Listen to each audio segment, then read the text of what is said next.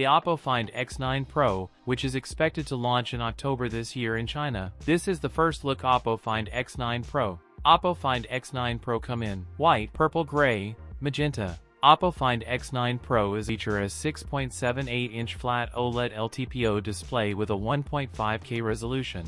It will come with 2.5D curved glass and an R-angle design, offering a clean and modern front look. The OPPO Find X9 Pro will use the upcoming MediaTek Dimensity 9500 chipset, paired with up to 16GB of RAM and up to 512GB of storage. The device will ship with ColorOS 16 based on Android 16. On the rear will be a 50MP main camera using Sony's Lisha LYT828 sensor, a 50MP ultrawide using Samsung's ISOCELL JN5 sensor, and a 200MP periscope telephoto camera with 3x optical zoom using Samsung's ISOCELL HP5 sensor. For selfies, 50MP camera Samsung ISOCELL JN5. The OPPO Find X9 Pro will feature a large 7500 mAh battery, with support for 80W wired and 50W wireless charging, as well as IP68 and IP69 ratings for dust and water resistance.